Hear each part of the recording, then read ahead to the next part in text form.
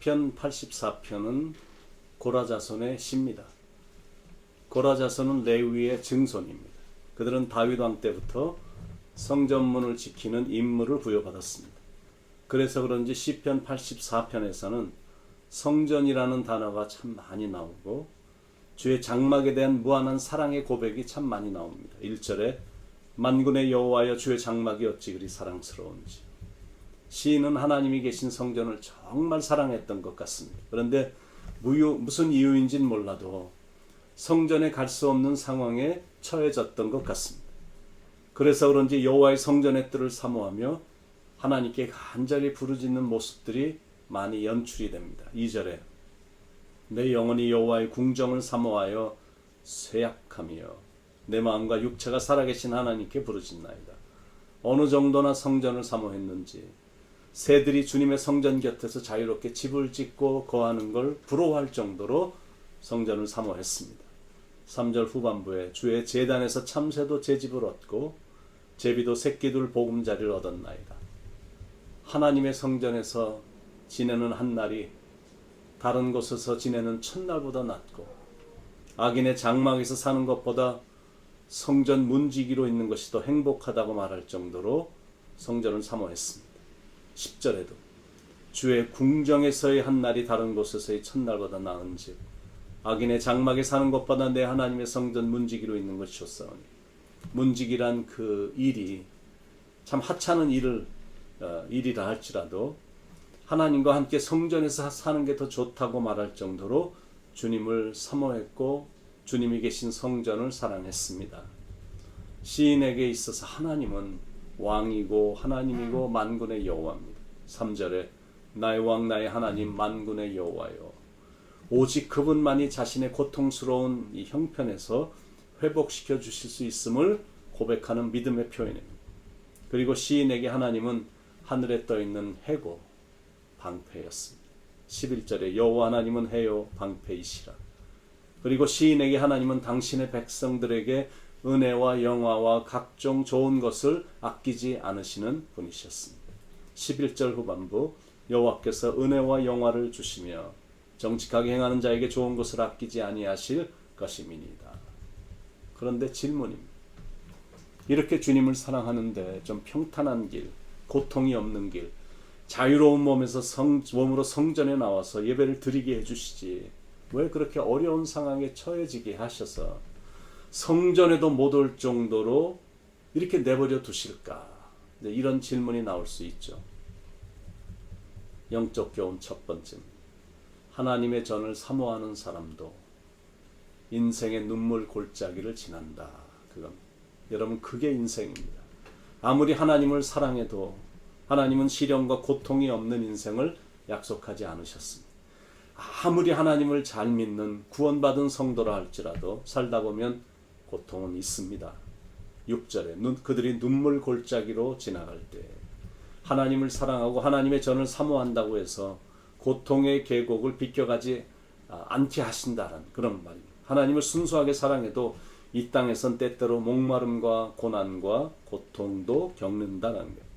하나님이 믿는 성도들에게 보장하신 삶은 suffering free life, 시련이 없는 인생을 보장하신 게 아니라 함께 하심을 보장하셨죠. 함께 하심을 약속을 하셨습니다. 그런데 실은 이게 축복이고 실은 이게 승리다라는 거예요.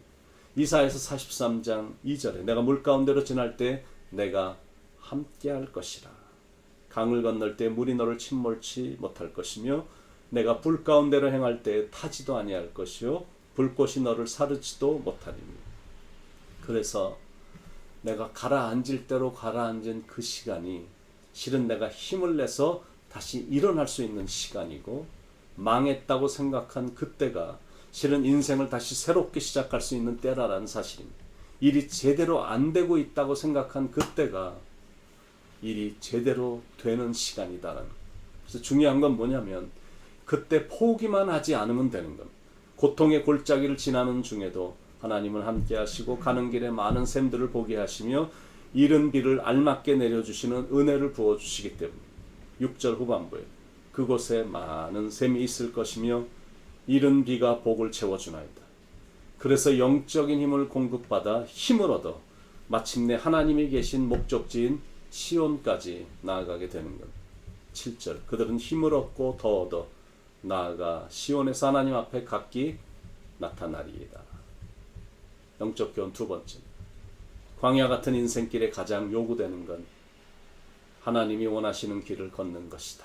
이거 인생이 어려워졌다고 세상 사람들처럼 다른 쉬운 길로만 가면 안 됩니다. 어떤 상황에서도 하나님의 말씀을 붙잡고 하나님이 주시는 힘과 은혜를 의지해서 묵묵히 하나님이 원하시는 길을 걸어가야 됩니다. 그런 인생을 끝까지 걷도록 인도하는 힘이 역시 기도인 겁니다. 그것도 간절히 부르짖는 기도를 들을 때 묵묵히 하나님의 길을 걸을 수 있는 힘을 공급받아 묵묵히 걸어가게 된다는 사실입니다. 8절 9절에 만군의 하나님 여호와여 내 기도를 들으소서. 야곱의 하나님이여 귀를 기울이소서. 우리의 방패이신 하나님이여 주께서 기름 부으신 자의 얼굴을 살펴보옵소서. 내 기도를 들으소서. 귀를 기울이소서. 살펴보옵소서. 이렇게 간절히 부르짖고 하나님을 절대 신뢰하며 하나님을 전적으로 의지하는 믿음으로 시온을 향한 순례를 계속해야 된다라는 것. 하나님은 그런 사람들을 결단코 외면치 않으시고 반드시 복을 주실 것이기 때문에 그렇습니다. 12절에 만군의 여호와여 주께 의지하는 자는 복이 있나이다. 영적 교훈 세 번째, 그러므로 주님이 계신 성전을 사모하라.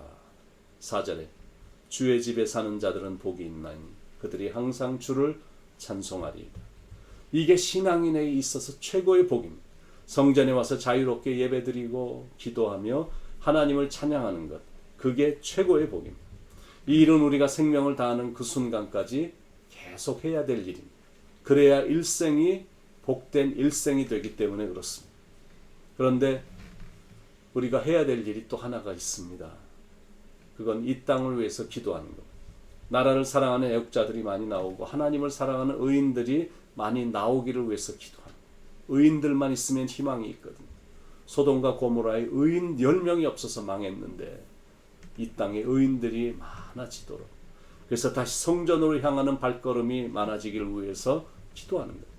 미국이 한때는 정말 영적으로 대단했던 나라였습니다. 각 교회마다 주일 저녁 예배가 있었고 부모들만 와서 예배를 드린 게 아니라 온 가족이, 자녀들까지 온 식구들이 아침에 예배 드리고 저녁에도 다 교회로 모여서 예배를 드린 후에 한 주를 맞이했습니다.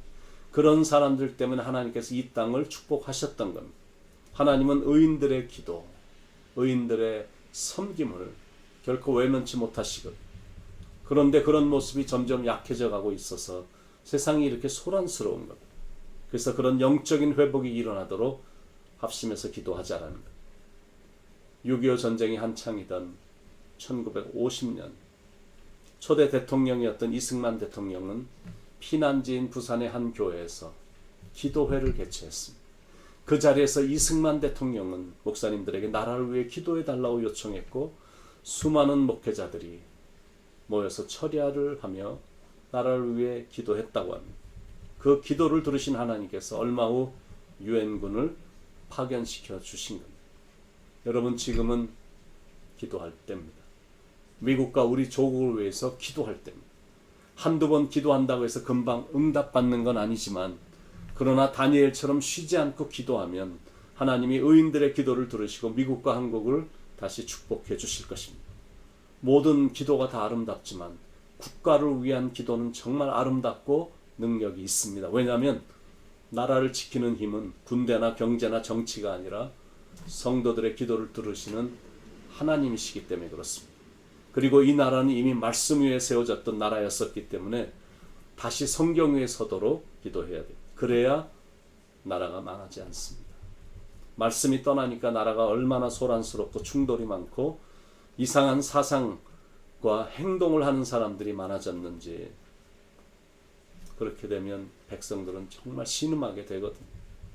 다시 이 나라에, 우리 조국에 말씀이 돌아오도록, 영적인 회복이 일어나도록 기도해야 됩니다.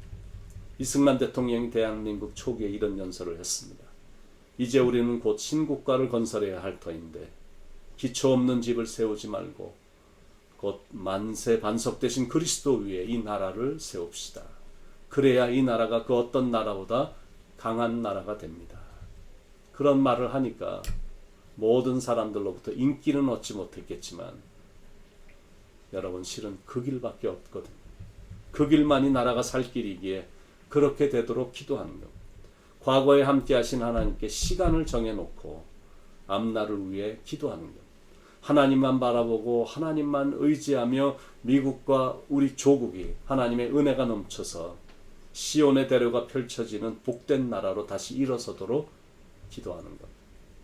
5절에 보면 주께 힘을 얻고 그 마음에 시온의 대로가 있는 자는 복이 있나이다 라는 말씀이 나오는데, 그 시의 말씀으로 만든, 그 기도 내용으로 만든 복음송을 이 시간 한번 같이 불러보기를 원합니다.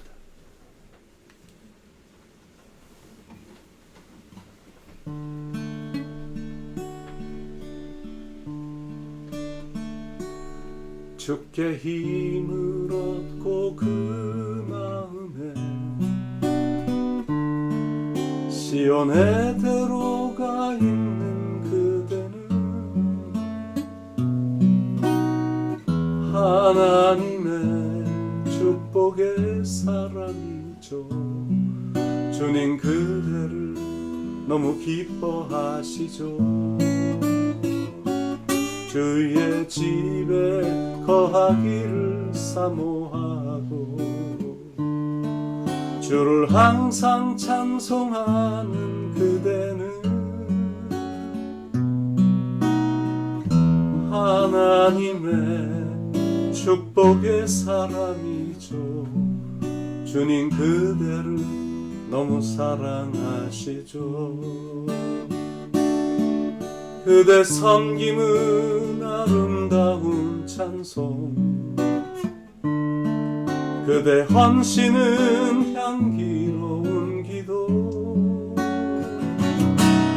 그대가 밟는 땅 어디에서라도 주님의 이름 높아질 거예요. 그대 섬김은 아름다운 찬송, 그대 헌신은 향기로운 기도, 그대가 밟는 땅 어디에서라도 주님의 이름 높아질 거예요. 주님의 이름 높아질 거예요.